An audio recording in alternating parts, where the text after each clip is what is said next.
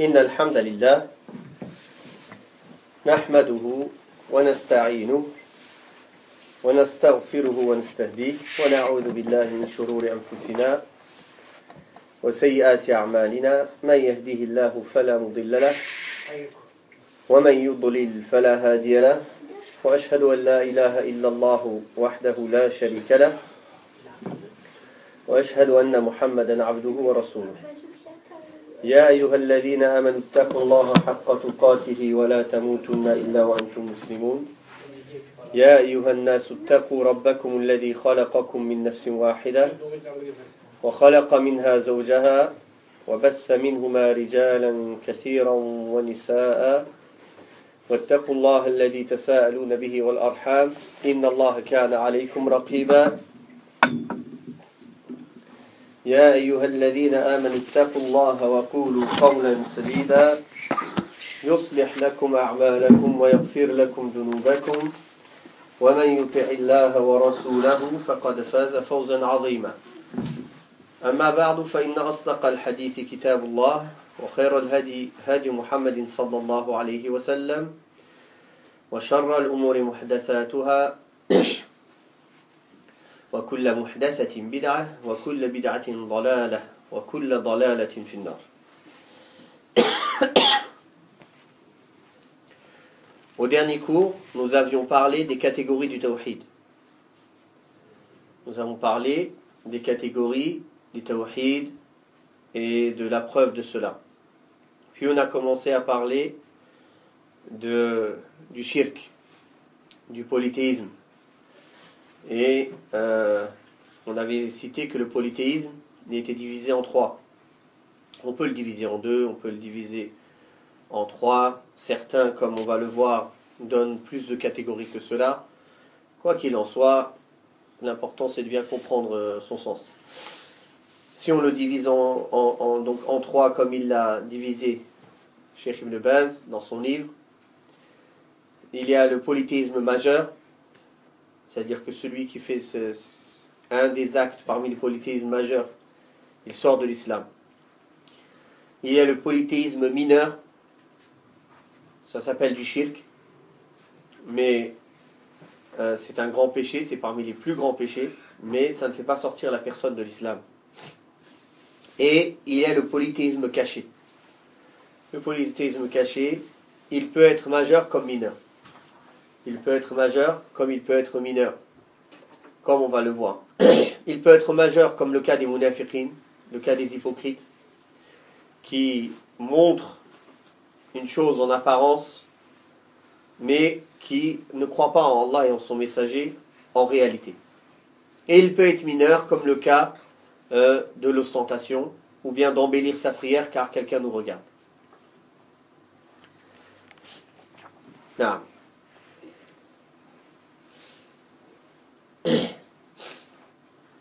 Qui peut me donner parmi vous, on avait parlé la dernière fois, des trois méfaits du polythéisme majeur que l'on ne trouve pas dans les autres péchés. Qui peut me les rappeler? Trois méfaits qui sont dans le polythéisme majeur, dans le shirk, al-akbar, qu'on ne trouve pas dans les autres péchés, qui sont spécifiques à ce péché-là. Qui peut me les rappeler? Personne? Vous ne vous souvenez pas? Qu'est-ce qui est spécifique au shirk? Oui, mais quelque chose de spécial, comme effet, des effets néfastes liés au shirk.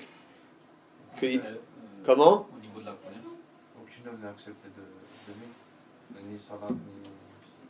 Oui, mais on n'avait pas parlé de ça. C'est pas loin. Le frère a dit aucune œuvre n'est acceptée de lui, ni salat, etc. Oui, mais on n'avait pas parlé de ça. C'est pas loin de ça. Il y a deux effets dans l'au-delà. Un effet dans ce monde, mais il en retrouve aussi dans l'au-delà. La plupart des effets, c'est dans l'au-delà. En fait, c'était des gens, par exemple, que le prophète il va Ça va être comme les musulmans, mais le problème, il va les. Enfin, il va les. Comment on dit? Il va se désavouer d'eux. Voilà, désavouer d'eux. Non, ça ici, pour la bid'a, quelqu'un qui ne fait pas le shirk, même une mubtadi', qui a un niveau novateur qui n'est pas mécréant, le prophète sallallahu alayhi wa sallam va aussi se désavouer de lui le jour du jugement quand il va s'approcher de son bassin. Non. Oui. C'est l'enfer éternel. Barakallahu fik. La première spécificité, c'est que c'est la personne qui fait du polythéisme majeur, il est privé de l'entrée au paradis et il sera en enfer éternellement. Ça, c'est la première chose. Deuxième, Ils ne sauront pas c'est qui leur a fait ça. oui, ça c'est les effets, mais c'est pas ça. C'est-à-dire qu'ils sont privés de la vision d'Allah, donc ils ne sauront même pas à qui il les châtie, mais ça, c'est pas, ça fait partie du fait qu'ils sont en enfer éternel. Deuxième effet, et troisième, on les a vus, je suis sûr que vous les connaissez. On les a répétés même dans la khutbah du Jumu'ah. Taïb, je vais vous aider. Le deuxième effet, c'est que c'est le seul péché qu'Allah ne pardonne pas dans l'au-delà. Inna Allah la yaghfiru an yushraka bih wa yaghfiru ma duna dhalika liman yasha. Allah ne pardonne pas qu'on lui donne quelconque associé, mais il pardonne en dessous de ça à qui il veut.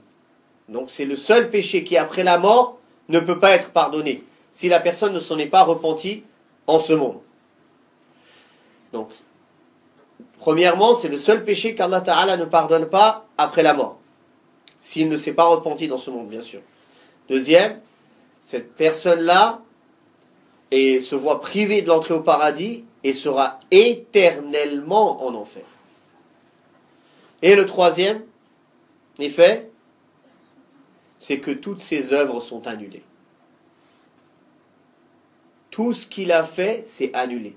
Tout ce qu'il a pu faire comme bien, ça devient zéro. Donc vous avez vu la gravité et les effets du shirk? Non. Taïb. Le polythéisme mineur, le shirk al-asghar, c'est tout ce que... Il s'agit en fait de tous les actes qui sont considérés comme des actes de polythéisme, dans les textes du Coran et de la Sunna du prophète Muhammad sallallahu alayhi wa sallam, sans pour autant atteindre le degré du shirk al-akbar, du polythéisme majeur. Comme par exemple l'ostentation, riya. Comme par exemple le fait de jurer par autre qu'Allah, à condition qu'il n'ait pas une croyance dans ce sur quoi il jure, qu'elle a la même valeur ou plus de valeur qu'Allah. Comme par exemple le fait de dire ce qu'Allah et un tel veulent, c'est-à-dire ma sha Allahu wa shi'ta.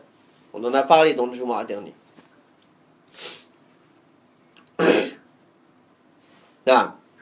Donc tous ces actes-là et d'autres actes sont du shirk, sont appelés du shirk, car il a donné un égal à Allah subhanahu wa ta'ala dans quelque chose qui est spécifique à lui, mais ce n'est pas du shirk majeur, ce n'est pas un shirk qui le fait sortir de l'islam. Mais ça reste quand même, barakallahu fikum, le plus grand des péchés avec lequel on désobéit à Allah. N'oubliez pas ça, le shirk c'est le pire des péchés. Même le petit polythéisme, c'est le plus grand des péchés avec lequel on désobéit à Allah. Donc il y a certaines personnes qui se permettent de jurer par autre qu'Allah, ils croient qu'il n'a pas fait quelque chose de grave, il vient de faire un des pires péchés. Comme Abdullah ibn Mas'ud a dit, je préfère jurer par Allah et mentir plutôt que jurer par autre qu'Allah. Est-ce que ça veut dire par là que c'est permis de jurer par Allah et de mentir? Non. Il a voulu montrer la grave que un est beaucoup plus grave que l'autre. Pourquoi Abdullah ibn Mas'ud a donné cet exemple-là? On vous avait déjà expliqué que les Arabes, quand le prophète sallallahu alayhi wa sallam leur est venu, leur a été envoyé, ils avaient certaines qualités déjà. Parmi ces qualités, c'est qu'ils ne mentaient pas. Les Arabes, ils avaient cette qualité d'être courageux. Donc du fait qu'ils étaient courageux, c'était un manque de courage de mentir pour eux. C'est une faiblesse. C'est le fait de ne pas assumer ses responsabilités. Donc ils ne mentaient jamais. De même, ils étaient généreux. Pourquoi? De même, c'est le courage qui les a poussés à cette générosité. Car ils n'avaient pas peur du fait d'être généreux, on va dire, de la pauvreté. Donc, pour les Arabes, avant l'islam, déjà mentir, c'était grave. Une personne qui ment dans une tribu, il peut se faire rejeter de sa tribu. Alors, Abdullah ibn Mas'ud a donné cet exemple pour montrer la gravité de jurer par autre qu'Allah. Car déjà, c'est inconcevable chez les Arabes de mentir. Alors, mentir en jurant par Allah, ça n'existe pas chez eux. Et c'est comme ça qu'il leur a dit, je préfère mentir en jurant par Allah que de jurer par autre qu'Allah. C'est-à-dire, ils ont dit, subhanallah, mentir en jurant par Allah, déjà pour eux c'est très grave. Donc ils ont compris que jurer par autre qu'Allah, c'est encore plus grave que cela. Vous avez compris pourquoi elle a donné cet exemple? Non. On a vu sur cela plusieurs textes dans le Jumu'ah. On peut en reparler. Le prophète sallallahu alayhi wa sallam a dit, celui qui veut jurer, qu'il ne jure que par Allah. Le prophète sallallahu alayhi wa sallam avait entendu Omar ibn al-Khattab dire par mon père. Il l'a repris. Il l'a repris et il lui a dit, celui qui veut jurer, qu'il ne jure que par Allah. Et il lui a dit, celui qui jure par autre qu'Allah, il a associé ou il a mécru. Non. En ce qui concerne dire, je m'en remets à toi et à Allah. Et Allah et toi ont voulu. Une personne est venue voir le prophète sallallahu alayhi wa sallam et lui a dit cela. Il a dit, Ma sha'Allahu wa shi'ta. Allah a voulu ainsi que toi. Le prophète sallallahu alayhi wa sallam s'est fâché. Il lui a dit, est-ce que tu m'as fait un égal à Allah? Tu m'as fait égal à Allah subhanahu wa ta'ala? Dis, Allah a voulu seul. Allah a voulu seul. Donc ça aussi c'est des paroles de shirk, mais qui ne font pas sortir la personne de l'islam. Mais barakallahu fikum, ce sont des paroles et des actes auxquels il faut faire très attention. Parmi les actes et les paroles qui sont du shirk mineur, du polythéisme mineur, qui peuvent amener au polythéisme majeur.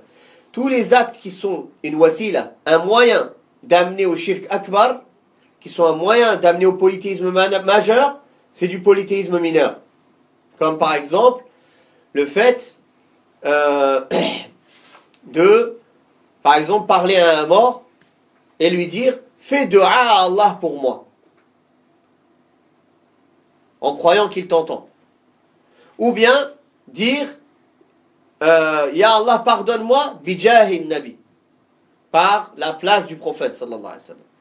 Tout ça, c'est du shirk asghar, c'est du polythéisme mineur, mais qui peut le pousser au polythéisme majeur.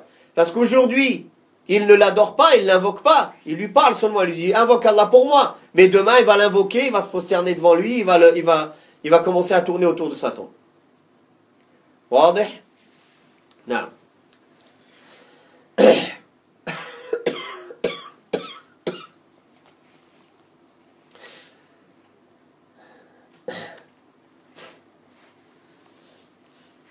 Donc, les méfaits de ce genre de polythéisme, le polythéisme mineur, c'est qu'ils annulent l'acte que la personne est en train de faire.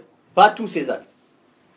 Par exemple, si quelqu'un fait de l'ostentation,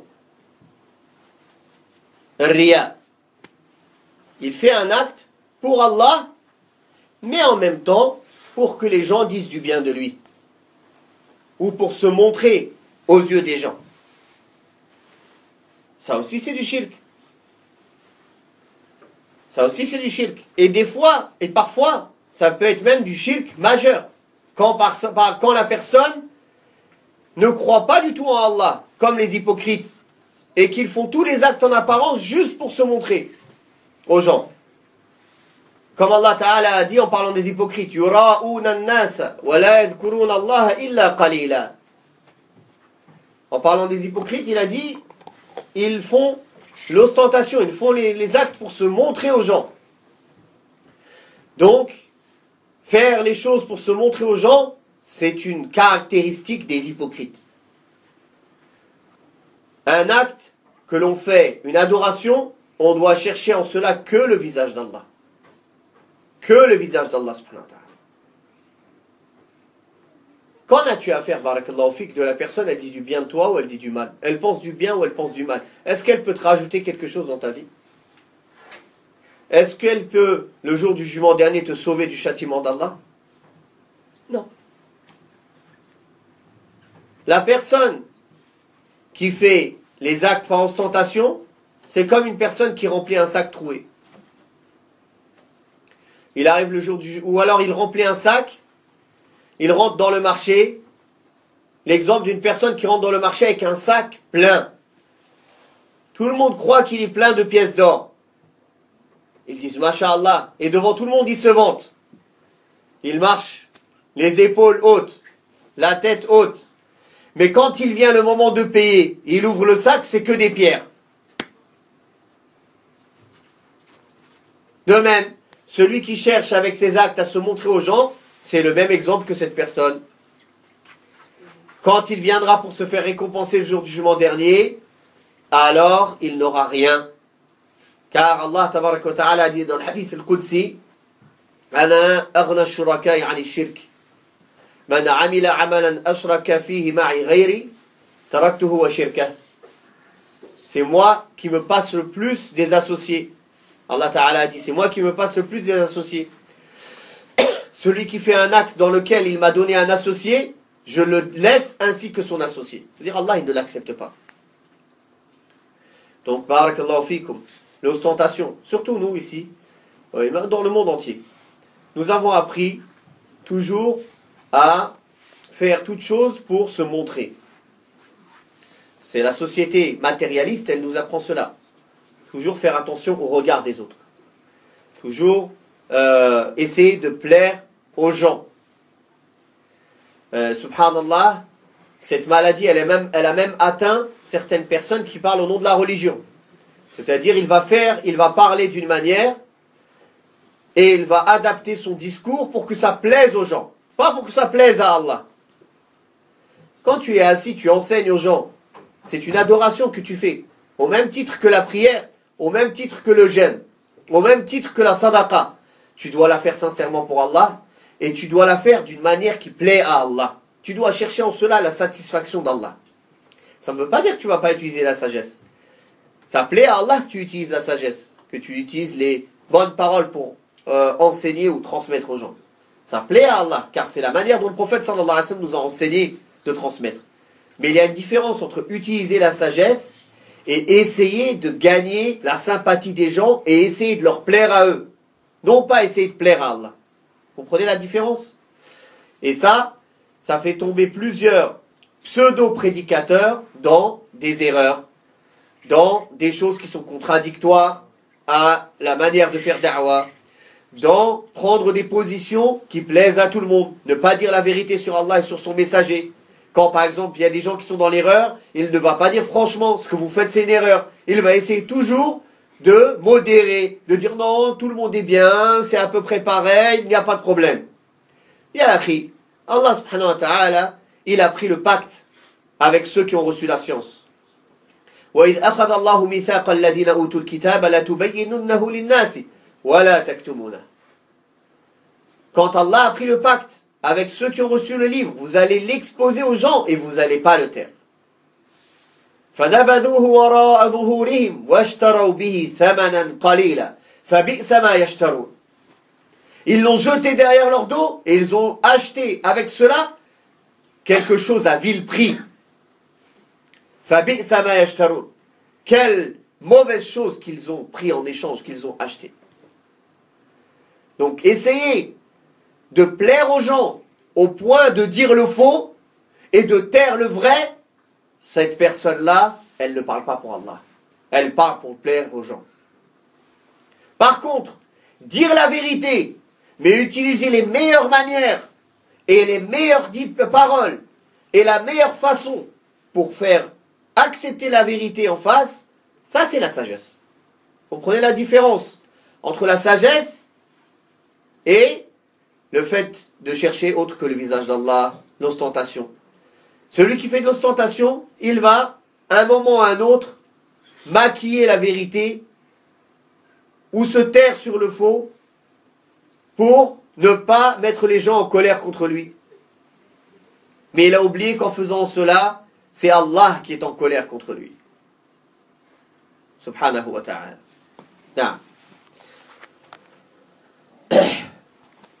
Ça, c'est ce qui concerne le shirk al-asghar. Maintenant, le shirk al-khafi, le polythéisme caché.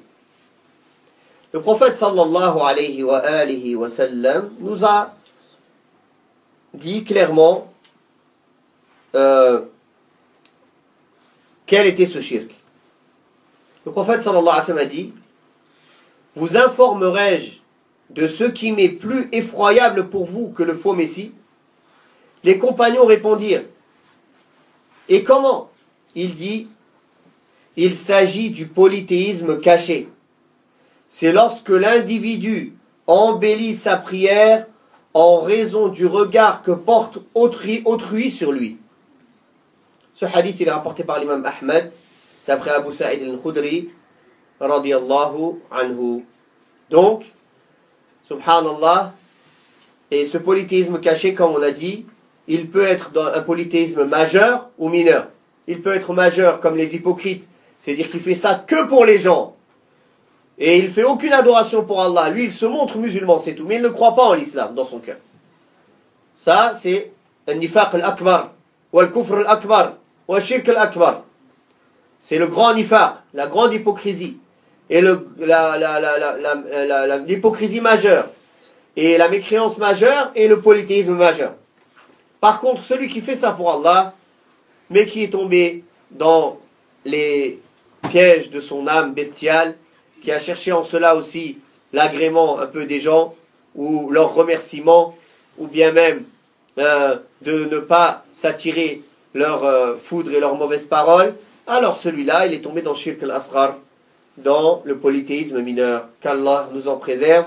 Et le prophète sallallahu alayhi wa sallam, en parlant de ce polythéisme, a dit: celui-ci me fait plus peur pour vous que le Messie ad-Dajjal, que le faux Messie.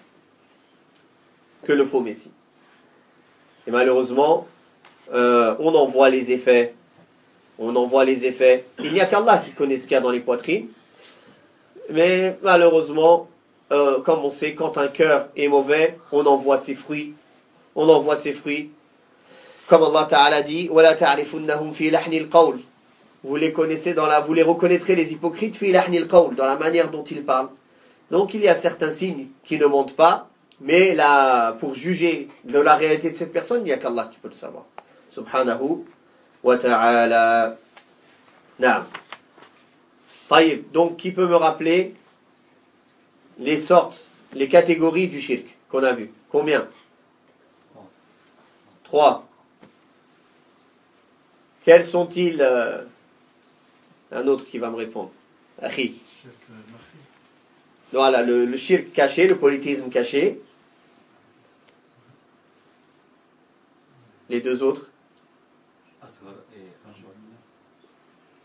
Le majeur et le mineur. Le polythéisme majeur, le polythéisme mineur et le polythéisme caché. On peut se suffire de dire qu'il y a le polythéisme majeur et mineur. Et le polythéisme caché, il rentrera dans une des deux catégories selon la personne. Non. Quelle est la différence entre le polythéisme majeur et le polythéisme mineur? Le polythéisme majeur, c'est quand on fait uniquement l'acte, pas du tout pour Allah en fait. Uniquement pour montrer aux gens. Voilà, mais tous les actes, c'est-à-dire que la personne, elle ne croit pas du tout en l'islam. Mais moi, je ne parle pas de ça. Dans les effets, quelle est la différence? Ça fait sortir de l'islam. Voilà, le polythéisme majeur, c'est de l'apostasie. La personne qui fait du polythéisme majeur, il n'est plus musulman. Alors que la personne qui fait du polythéisme mineur, il a fait un grand péché, mais il est encore musulman. C'est important de comprendre ça. La personne qui fait du polythéisme majeur, il n'est plus musulman. Tous ses actes sont annulés. Il est interdit de l'entrer au paradis. Allah ne lui pardonnera pas ce péché s'il ne s'en repent pas dans le dunya, dans ce monde, et il sera éternellement en enfer. Celui qui fait du polythéisme mineur, comme Riya, l'ostentation. Si quelqu'un, par exemple, il fait une sadaqa ou bien une salat pour Allah, mais aussi pour les gens. Alors là, cette salat-là qu'il vient de faire, Allah ne l'accepte pas. Cette salat-là qu'il vient de faire, Allah ne l'accepte pas. Mais ça n'annule pas toutes ces autres salats, ça n'annule pas toutes ces autres actions. C'est clair? Chaque action selon comment il l'a faite. D'ailleurs, pour résumer ceci, Ibn al-Qayyim, rahimahullah, a partagé les actes des êtres, des créatures, en 4. Il a dit, les actes des êtres humains, ou des djinns aussi, parce qu'ils sont aussi mukallafin, ils sont aussi demandés de faire les adorations et d'adorer Allah, sont partagés en 4 catégories. Dans ces 4 catégories, une seule est acceptée auprès d'Allah, et 3 sont rejetées. Celle qui est acceptée, c'est celle qui est faite sincèrement pour le visage d'Allah et conformément à la sunna du prophète Mohammed sallallahu alayhi wa sallam. Les 3 autres qui sont refusées, une qui est faite, qui n'est pas faite sincèrement pour le visage d'Allah et qui n'est pas faite sur le chemin du prophète sallallahu alayhi wa sallam. Une autre qui est en apparence, extérieurement, faite conformément à la sunna du prophète sallallahu alayhi wa sallam, mais en fait il ne le fait pas sincèrement pour le visage d'Allah. Elle est refusée. Et la dernière, c'est une qui est faite sincèrement pour le visage d'Allah. Il veut vraiment plaire à Allah quand il le fait, mais il ne le fait pas de la manière dont le prophète sallallahu alayhi wa sallam lui a enseigné. Elle est refusée. Donc ce n'est pas comme certains disent, ah l'important c'est juste la niya. Non, si tu as une bonne niya mais tu ne le fais pas conformément cet acte-là à l'enseignement du prophète sallallahu alayhi wa sallam, Allah n'accepte pas cet acte-là. Et le prophète sallallahu alayhi wa sallam l'a dit, Man amila amalan laysa alayhi amruna fahuwa radd. Celui qui fait un acte dans lequel il n'y a pas notre ordre, il est refusé, il est rejeté. Dans un autre hadith, le prophète sallallahu alayhi wa sallam dit Man ahdatha fi amrina hadha ma laysa minhu fahuwa radd. Celui qui invente dans cette religion ce qui n'en fait pas partie, ce sera refusé et il sera refusé. Donc dans tous les actes, le seul acte qui est agréé et accepté auprès d'Allah, c'est celui qui est fait sincèrement pour le visage d'Allah uniquement.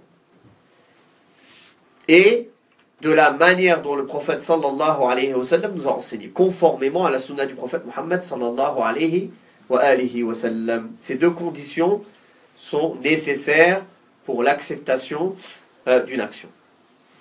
Non.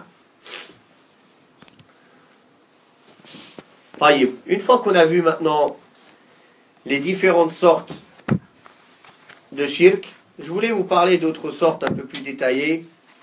Ça va être trop compliqué pour vous. On va rester simple, Inch'Allah.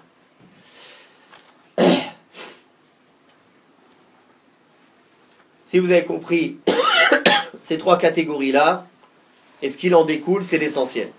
Le reste des catégories dont j'allais vous parler, allez entrer dans une de ces 3 catégories, quoi qu'il en soit. Mais c'était un peu plus détaillé. Non. Une fois qu'on a vu cela, juste après avoir parlé des différentes catégories du shirk et du polythéisme, l'imam Ibn Baz, rahimahullah, a parlé des piliers de l'islam. Arkanul Islam. Les piliers de l'islam, comme vous connaissez tous, ça vient du hadith de Omar ibn al-Khattab, le hadith de Jibril, qu'on connaît tous. Que Jibril est venu, il est venu sous une forme humaine, et il a mis ses genoux contre les genoux du prophète sallallahu alayhi wa sallam. On ne voyait pas sur lui les traces du voyage, et personne ne le connaissait. Et il lui a posé des questions. Il lui a dit, informe-moi sur la foi, informe-moi sur l'islam plutôt, informe-moi sur la foi, informe-moi sur l'ihsan, sur la perfection. Approchez-vous, barakallahu fikum. Donc, le prophète sallallahu alayhi wa sallam l'a informé, et Jibril a dit, Sadaqt, tu as dit vrai. Il a informé quel était l'islam. Il a dit, an tu'mina billahi wa malaikatihi, l'islam, an tashhada an la ilaha illallah wa anni rasulullah وتقيم الصلاة وتؤتي الزكاة وتصوم رمضان وتحج البيت أو وتحج البيت وتصوم رمضان. Il lui a dit l'islam, c'est d'attester qu'il n'y ait nulle divinité digne d'adoration sauf Allah, que Mohammed est le messager d'Allah, d'accomplir la prière, la salat plutôt, de donner l'aumône légale, zakat, de faire le pèlerinage à la maison sacrée et de jeûner le mois de Ramadan. Dans un autre hadith rapporté par Abdullah ibn Omar, rapporté par le Bukhari et Muslim, le prophète sallallahu alayhi wa sallam a dit: l'islam est bâti sur 5. L'attestation que nul n'est droit d'être adoré si ce n'est Allah, et que Mohammed est le messager d'Allah, l'accomplissement de la prière, l'acquittement de la zakat, le pèlerinage à la Mecque et le jeûne du mois de Ramadan. Donc on voit que l'islam, le prophète sallallahu alayhi wa sallam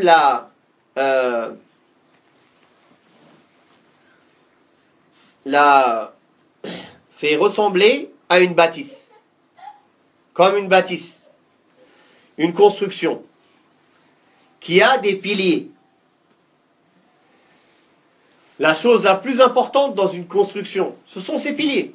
Quand les piliers d'une construction sont solides, alors le reste de la construction est solide. Donc depuis le début de ce livre-là, on a vu déjà le premier pilier. Depuis le début jusqu'à maintenant, on parle que du premier pilier de cette construction. L'attestation de foi. Qu'est-ce qu'elle comporte? Quelles sont ses conditions? Qu'est-ce que la foi? Qu'est-ce que la foi en Allah? Qu'est-ce que la foi en les anges, etc. Donc on a parlé que depuis le début du premier pilier. L'attestation que Mohammed est le messager d'Allah, qu'est-ce que cela veut dire, etc. Et quels sont les actes qui annulent cette foi-là. Donc ça, c'est la base. C'est la première des choses. Et c'est le plus important. C'est pour ça que le cheikh a commencé par cela. Après les deux attestations de foi, la chose la plus importante parmi les actes, c'est l'accomplissement de la prière. L'accomplissement de la prière. As-salat, c'est la première chose parmi les actes sur laquelle les gens seront questionnés le jour du jugement dernier. Si elle est bonne, tous ces actes, la suite sera, Inch'Allah, facilitée et bonne. Sinon, il sera parmi les perdants, comme le prophète sallallahu alayhi wa sallam nous a informé de cela. Le prophète sallallahu alayhi wa sallam, pour montrer la gravité du fait de délaisser la prière, la salat, il a dit, entre l'individu d'une part et la mécréance et le polythéisme d'autre part, il y a le délaissement de la prière. Celui qui l'a délaissé, il a bel et bien mécru. Donc, c'est une menace et une mise en garde terrible pour celui qui délaisse la prière. Pour dire que il n'y a qu'un mécréant qui ne fait pas la prière. Donc, ça montre la gravité de délaisser cet acte-là, qui est le plus important des actes après la foi en Allah subhanahu wa après l'attestation de foi. D'ailleurs, Abdullah ibn Shaqiq a dit: les compagnons du prophète sallallahu alayhi wa sallam ne considéraient le délaissement d'aucun acte comme relevant de la mécréance, exception faite de la salat. Exception faite de la salat. Donc c'est pour vous montrer encore une fois la gravité de délaisser la salat.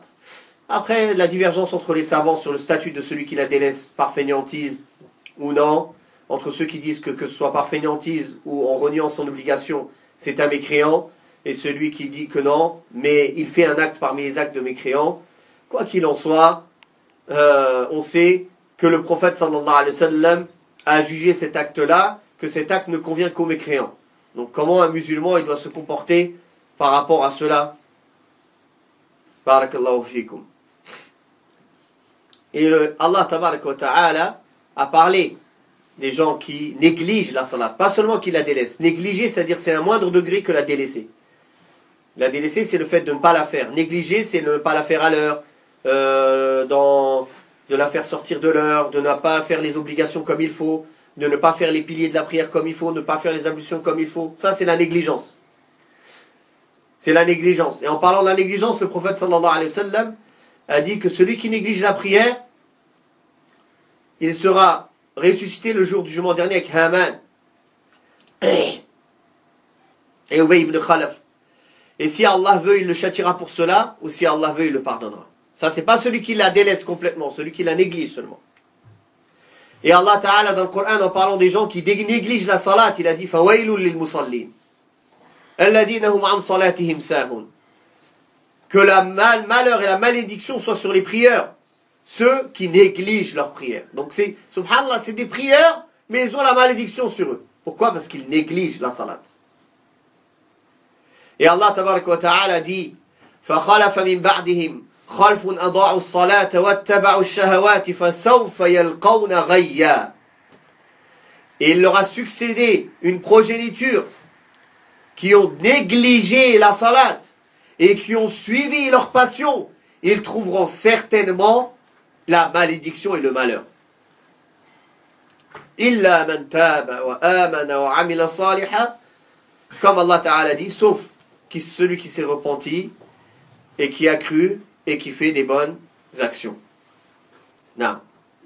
Allah Ta'ala, la salat, pour lui montrer l'importance de la salat, il a appelé la salat iman, la foi. وَمَا كَانَ اللَّهُ لِيُضِيعَ إِيمَانَكُمْ. Certes, Allah n'allait pas vous faire perdre votre iman, en parlant de la salat. En parlant de salat, il l'a appelé la foi. Donc pour montrer l'importance de salat. Tous les ordres qui ont été imposés à la communauté musulmane ont été des ordres descendus du ciel sur terre. Mais pour la salat, Allah Ta'ala, il a fait voyager le prophète sallallahu alayhi wa sallam d'un voyage nocturne, puis un voyage dans les cieux jusqu'à chez lui pour lui donner l'ordre de la salat. La salat, c'est la chose, le conseil du prophète sallallahu alayhi wa sallam avant de mourir. As-salat, as-salat, as-salat. Avant de mourir, il a conseillé à sa communauté. La salat, la salat, la salat. La salat, c'est la chose dont on a besoin pour s'appuyer, pour prendre force auprès d'Allah subhanahu wa ta'ala dans les moments des épreuves. Allah Ta'ala dit wasta'inu bis sabri was salat. Et prenez aide dans la patience et la salat. Quand on a annoncé à Abdullah ibn Abbas qu'il avait perdu son frère, qu'il était mort, il était en voyage sur sa monture, il s'est mis sur le côté, il a fait 2 unités de prière. Ils lui ont dit, qu'est-ce que tu fais? Il a dit, Allah Ta'ala a dit, wasta'inu bis sabri was salat. Prenez aide dans la patience et dans la salat. Donc la salat, c'était qurratu aynin nabi sallallahu alayhi wa sallam. C'était la fraîcheur des yeux du prophète sallallahu alayhi wa sallam. Là où il avait trouvé son plaisir, son délice dans ce monde. Ce qu'il aimait le plus dans ce monde, c'était la salat. Il passait des heures, des nuits dans la salat. Jusqu'à que ses pieds, ils enflent, il se fendit. Alors qu'Allah lui avait pardonné ses péchés passés et futurs. La salat, c'est l'adoration avec laquelle on s'approche le plus d'Allah subhanahu wa ta'ala. Les prosternations, le recours, la lecture. Donc la salat, c'est une chose à ne pas négliger. Et on va voir plus tard, quand on va parler des conditions de la salat, des piliers de la salat, c'est la suite du livre, l'importance de connaître tout cela et de les mettre en pratique. Comment on ne la néglige pas? En la faisant à l'heure. Inna as-salata kanat 'ala al-mu'minina kitaban mawquta. Certes, la salat, elle est pour les croyants déterminée à des heures précises. En la faisant comme il se doit. Avec toutes les conditions. On va voir les conditions. Que ce soit de cacher sa nudité, que ce soit les conditions obligatoires, les conditions de kamal. Il y a les conditions obligatoires de validité et d'autres conditions qui sont pour rajouter encore de la valeur. Et qui sont un plus. Alors on doit embellir notre salat. Et Allah tabaraka wa ta'ala nous a enjoint à cela. Et il a dit innaha lakabiratun illa 'ala al-khashi'in. La salat, c'est quelque chose de lourd, sauf pour les gens qui sont humbles, ceux qui trouvent le repos dans la prière, comme le prophète alayhi salatu wassalam, qui trouvait le repos dans la prière, qui trouvait le plaisir, la fraîcheur de ses yeux dans la salat, qui prenait appui dans les moments des difficultés dans la salat. La salat, c'est au moment des fitan, au moment des tentations. Quand il y a des tentations, quand on ne sait plus quoi faire, alors la salat est là. Salat, les prières d'abord obligatoires, puis les prières de nuit, les prières surrogatoires, et les prières aussi pour l'istikhara, chaque choix qu'on veut faire dans sa vie. que ce soit pas seulement pour le mariage. Les gens ils connaissent l'istikhara que pour le mariage. Istikhara pour faire un commerce, istikhara pour faire un voyage, istikhara pour s'associer avec quelqu'un, istikhara, chaque choix important dans sa vie, dans les choses mubah, dans les choses halal, licites. On ne fait pas istikhara dans les choses illicites. Avant de faire istikhara, d'abord on consulte les gens de science. Est-ce que cette chose-là elle est licite ou illicite? S'il dit qu'elle est illicite, il n'y a plus besoin de faire istikhara. Allah t'a donné la réponse déjà. Il t'a ordonné de la délaisser. Et l'istikhara, c'est dans les choses licites. Dans les choses où tu as le choix. De même, tu ne fais pas l'istikhara dans une obligation. Par exemple, tu as une mère qui est dans le besoin. Et c'est toi le plus proche d'elle qui peut s'occuper d'elle. Il n'y a pas d'istikhara. C'est une obligation pour toi de s'occuper d'elle. Il n'y a pas de discussion. Ah, je vais faire istikhara. Non, c'est ta charge, c'est ton obligation. Tu n'as pas à tergiverser. Et l'istikhara, c'est pour les choses licites. Est-ce que je fais tel commerce ou tel commerce? Dans le halal. Par exemple, on lui propose un commerce dans lequel il y a du haram, il dit attends, je vais faire istikhara. Non, s'il y a du haram dedans, Allah t'a interdit de t'en approcher. Il t'a ordonné de le délaisser. Ça y est, l'ordre il est déjà là. Il n'y a plus besoin de faire istikhara. Non. Ouais, comme ça, donc, salat ou l'istikhara, comme il a été rapporté que le prophète sallallahu alayhi wa sallam a enseigné salat ou l'istikhara aux compagnons comme il leur enseignait une sourate du Coran. Et il leur disait quand une personne pense à faire une affaire ou quelque chose, qu'il fasse 2 unités de prière et qu'il fasse cette invocation-là. Tout musulman doit connaître salat ou l'istikhara. Tout musulman devrait le faire souvent. Les savants de l'islam, l'imam al-Bukhari, chaque hadith qu'il a mis dans son livre, Sahih, il a fait salat al-istikhara, après avoir fait toute la recherche. Après toute la recherche, après tout avoir vérifié, il faisait salat al-istikhara. Non. Donc, la salat. Voilà la place de la salat en islam. Comment on peut la négliger? Comment il y a des gens, une personne est rentrée à l'époque du prophète sallallahu alayhi wa sallam, il a prié, il est venu passer le salut au prophète sallallahu alayhi wa sallam. Le prophète sallallahu alayhi wa sallam lui a dit, va prier car tu n'as pas prié. Il est reparti, il est revenu lui passer le salam, il lui a dit, va prier car tu n'as pas prié. Une 3e fois, il lui a dit, oh messager d'Allah, c'est la seule manière que je connais. Alors le messager d'Allah sallallahu alayhi wa sallam lui a enseigné comment faire salat. De prendre une pause dans chaque position, se mettre debout, de faire le takbir, de réciter la Fatiha, de prendre une pause, d'aller en inclinaison avec concentration, de prendre bien une pause en inclinaison jusqu'à que tous les os prennent leur place, de remonter de l'inclinaison, rester bien droit jusqu'à que tous les membres et les os prennent bien leur place, etc., etc. Chaque pilier de la salat. Combien de gens aujourd'hui on voit, ils font salat comme des coqs. Aussitôt il s'est relevé du recours, que sa tête elle est des anges. Aussitôt il s'est relevé du recours, c'est comme un ressort. Et il n'y a pas le temps que ça reste droit. Il s'est relevé, ça fait comme un ressort, ça repart directement en bas. Cette personne-là, sa salat, elle n'est pas acceptée. Il faut qu'il reste, après le recours, bien droit. Dans le recours, bien droit. Dans le sujoud, dans la prosternation, bien prosterné. Dans l'assise entre les 2 prosternations, il faut que tous les membres y prennent leur place. Au moins minimum le temps de dire un tasbih. Au minimum, il faut qu'il reste immobile. Au minimum le temps de dire un subhanallah. Au moins minimum. C'est le minimum acceptable. Celui qui néglige cela, il fait partie des gens qui ont négligé la salat. Non. Celui qui ne fait pas bien les ablutions, il fait partie des gens qui négligent la salat. Car les ablutions sont une condition de validité pour la salat. Donc, Inch'Allah, c'est pour ça qu'après avoir parlé succinctement des 5 piliers de l'islam, on va parler, Inch'Allah, des conditions de validité de la salat, des piliers de la salat, des obligations de la salat, des actes recommandés dans la salat. Non. Donc, après la shahadatain, après les deux témoignages, le premier, donc l'acte le plus important, c'est la salat. Juste après vient la zakat. Barakallahu fikum, la zakat. La zakat, c'est une obligation qu'Allah tabaraka wa ta'ala a donnée pour toute personne qui remplit les conditions. Il y a 2 zakats obligatoires minimum pour les gens. Minimum. La zakat al-fitr, ça c'est pour toute personne qui trouve à manger pour lui et sa famille pour 1 ou 2 jours. Donc presque tout le monde. Celle-là, elle est obligatoire. Et selon la situation des gens, il y a d'autres zakats qui sont obligatoires.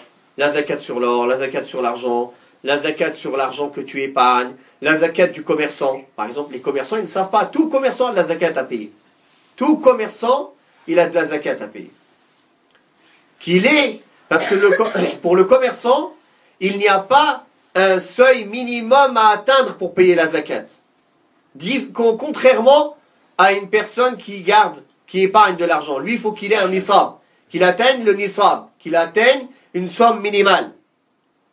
Mais le commerçant, il n'y a pas de nisab pour le commerçant. Tout commerçant, il a de la zakat à payer. À partir de 1 an, à partir du moment où il a ouvert son commerce, 1 an après, date hégirienne, pas 1 an, date les calendriers grégoriens, parce que c'est plus long, il devra sortir la zakat selon son commerce.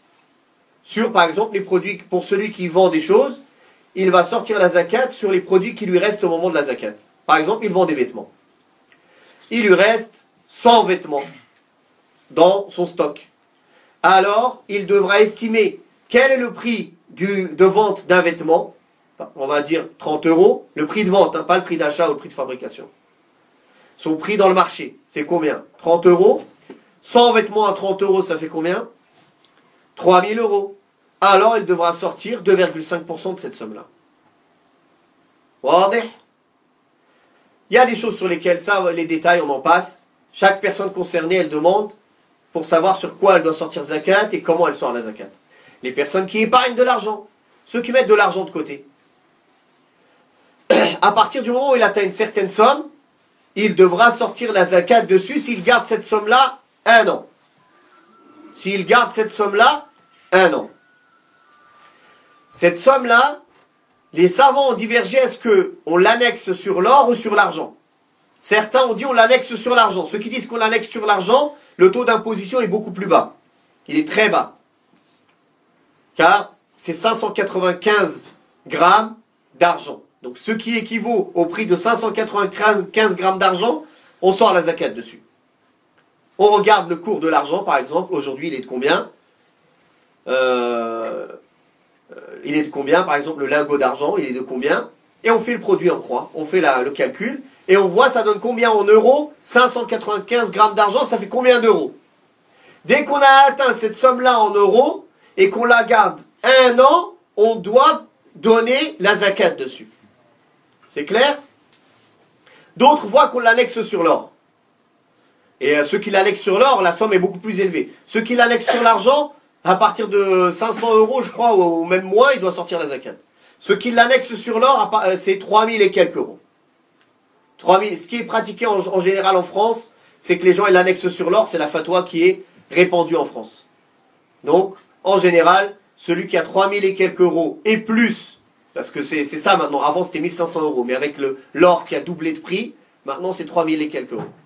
Donc celui qui a 3000 et quelques euros de côté, et qui garde ça 1 an et plus, par exemple 1 an après, il a 5000 ou 6000 €, le plus facile pour lui c'est de sortir sur les 6000 € 2,5% directement.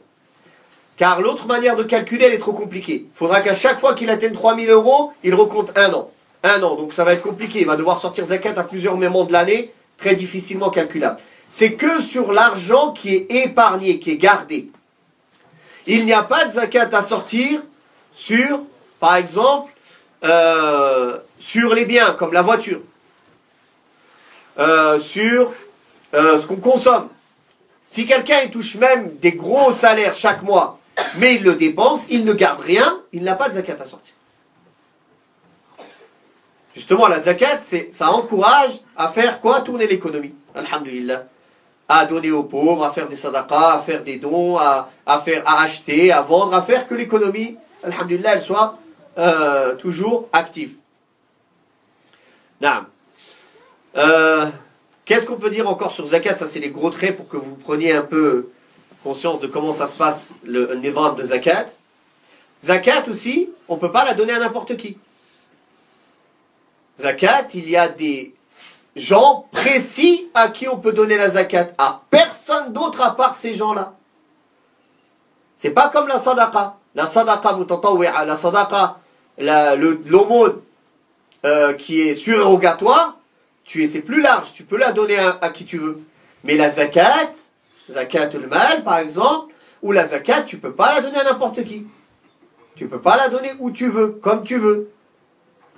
Les prioritaires, ce sont les pauvres et les nécessiteux parmi les musulmans.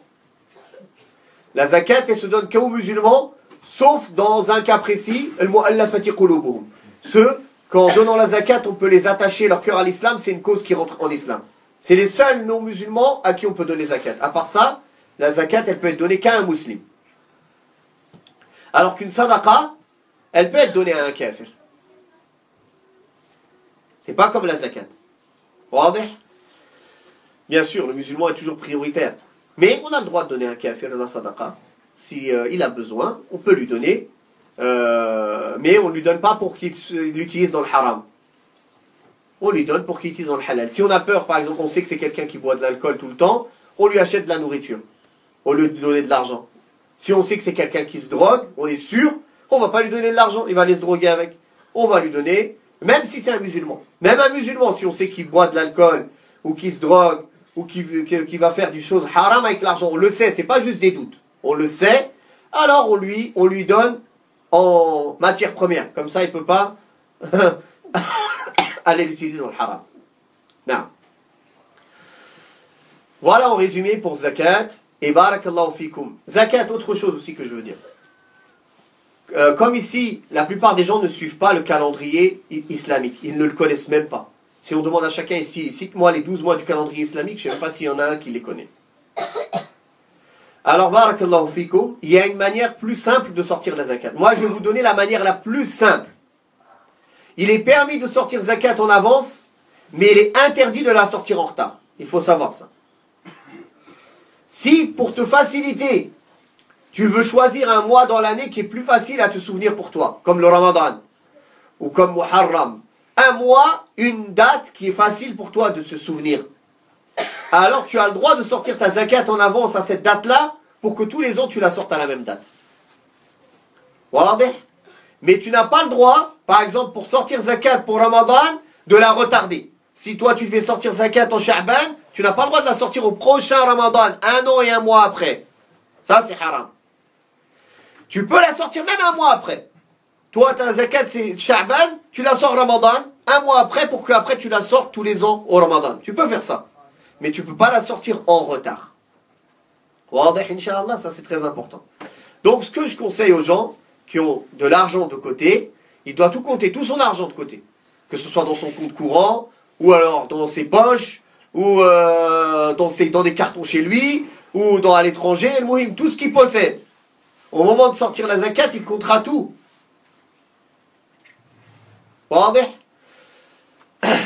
Et il sortira, Inch'Allah, la zakat dessus, une fois par an, sur tout ce qu'il possède. C'est beaucoup plus simple de calculer comme ça, plutôt qu'à chaque fois qu'on atteint le nisab, à chaque fois qu'on atteint la somme imposable, on recalcule un an. Ça, il se peut que la personne elle va devoir sortir 3 ou 4 fois zakat toute l'année. Il faut qu'il soit un comptable. Il faut qu'il fasse attention à chaque fois, il compte bien, il va s'y perdre.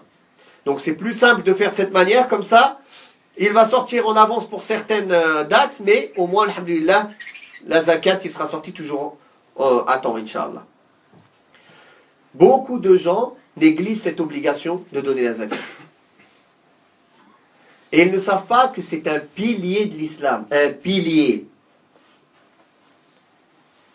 Allah Ta'ala, le prophète sallallahu alayhi wa sallam, Allah Ta'ala déjà dans le Coran, a lié la salat avec la zakat. Wa aqimu s-salat wa atu z-zakat. La zakat, ce n'est l'argent là que tu as. La part de zakat, c'est pas ton argent. Quand tu le gardes, tu es un voleur. Tu as volé la part des pauvres des nécessiteux ou de tous ceux qui ont droit à la zakat. Tous les ans, tu fais un grand péché et en plus tu voles parce que c'est pas ton argent. Il y a, au temps du prophète sallallahu alayhi wa sallam, après sa mort, les tribus arabes qui venaient de rentrer en islam, après sa mort, certains ils n'ont pas voulu donner zakat. Pour plusieurs raisons. Certains ils ont mécru en l'islam, ils ont dit le prophète Mohammed il est mort, ça y est je suis plus musulman. Certaines tribus. Certains d'autres, ils ont renié. Ils ont dit que la zakat c'est pas obligatoire à donner, on la donne qu'à Mohammed sallallahu alayhi wa sallam, on ne le donne pas aux autres.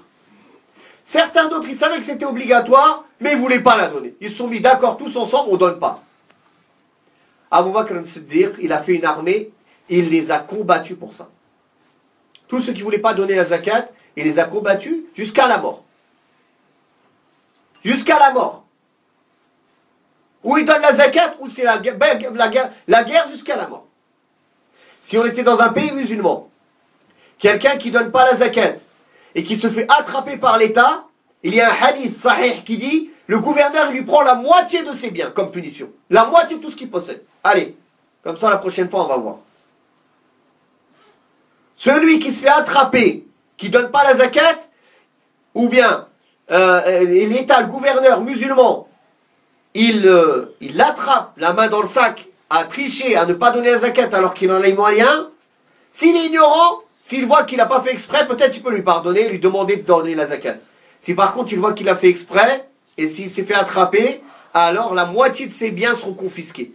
Il sera distribué aux pauvres et aux nécessiteux. Comme ça lui apprendra pour la prochaine fois. Allah lui avait demandé que 2,5%, il n'a pas voulu, on lui prend 50%. Comme ça, la prochaine fois, il ne recommencera pas. Wadih, Inch'Allah. Non. On peut parler beaucoup sur zakat. Ça, je vous donne que quelques points qui montrent la gravité, l'importance déjà de donner la zakat et la gravité de ne pas donner la zakat. Plusieurs versets, comme Allah Ta'ala a dit, وَمَا أُمِرُوا إِلَّا لِيَعْبُدُوا اللَّهَ مُخْلِصِينَ لَهُ الدِّينَ حُنَفَاءَ وَيُقِيمُوا الصَّلَاةَ وَيُؤْتُوا الزَّكَاةَ وَذَلِكَ دِينُ الْقَيِّمَةِ. On leur avait pourtant ordonné que d'adorer Allah d'un culte pur, hunafa, tendant vers le vrai, et qu'ils accomplissent la salat et qu'ils donnent la zakat, et voilà la religion juste ou de droiture. Non. Et en parlant de la gravité de ceux qui ne donnent pas la zakat, Allah tabaraka wa ta'ala a dit que ils seront brûlés leur front et leur côté dans l'enfer de ceux qui ne veulent pas donner la zakat. الذين يكنزون الذهب والفضة ولا ينفقونها في سبيل الله فبشرهم بعذاب أليم. Ceux qui accumulent l'or et l'argent, donc l'argent aujourd'hui qu'on utilise même papier, il est considéré comme l'or et l'argent, et qu'ils ne dépensent pas sur le sentier d'Allah, annonce-leur un châtiment douloureux. Le jour où ils seront brûlés en enfer, et on leur brûlera leur front, jibahuhum wa junubuhum wa dhuhuruhum. هذا كما كنزتم لأنفسكم فذوقوا ما كنتم تكنزون. Le jour où on va leur brûler leur front, leur côté et leur dos, voilà ce que vous avez gardé de côté, goûtez à ce que vous avez gardé. Donc, ne pas donner la zakat alors qu'on a les moyens, c'est un grand péché. On a délaissé un pilier parmi les piliers de l'islam. Non. Donc la salat, et accomplir la salat, donner la zakat, faire le pèlerinage à la maison sacrée, liman istata'a ilayhi sabila, comme Allah Ta'ala a dit dans le Coran le Karim. Allah Ta'ala dit wa atimul hajj wal umrata lillah, et compléter le grand et le petit pèlerinage pour Allah, ou le hajj, le pèlerinage, et la umrah et la visite pieuse pour Allah.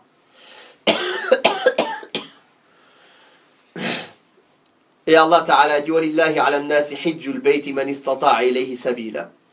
Et il incombe aux gens de faire le pèlerinage à la maison sacrée pour celui qui en a les moyens. Toute personne qui a les moyens, musulman, qui a les moyens physiques et les moyens matériels pour aller faire le pèlerinage, alors il est obligé d'y aller.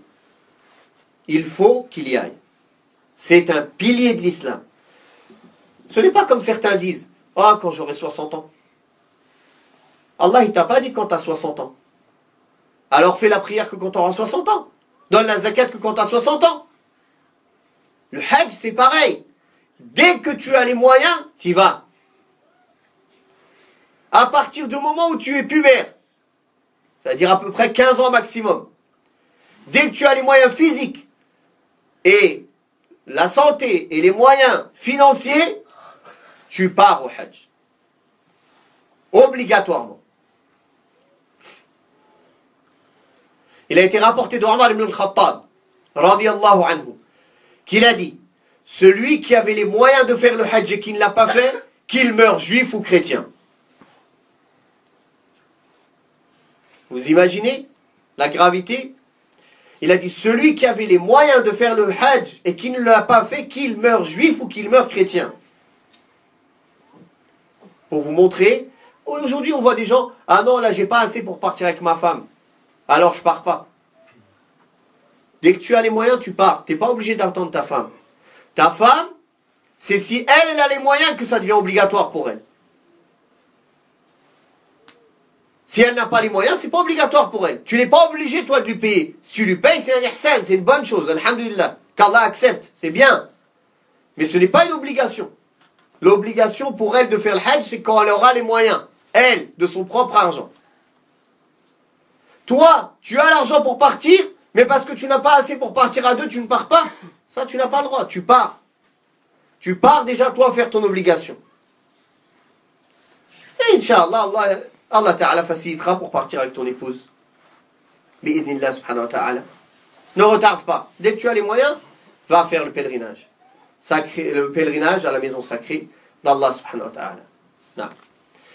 Et le dernier pilier, c'est Sawm Ramadan. Le jeûne du mois de Ramadan. C'est un mois où Allah Ta'ala a rendu le jeûne obligatoire pour tous ceux qui sont capables de jeûner. Celui qui est malade, celui qui est en voyage, il rattrape. Celui qui a une maladie incurable ou qui est trop âgé, il ne peut plus jeûner. Ceux-là, yut'imun, ils nourrissent. Ils nourrissent des pauvres pour chaque jour qu'ils n'auront pas jeûné.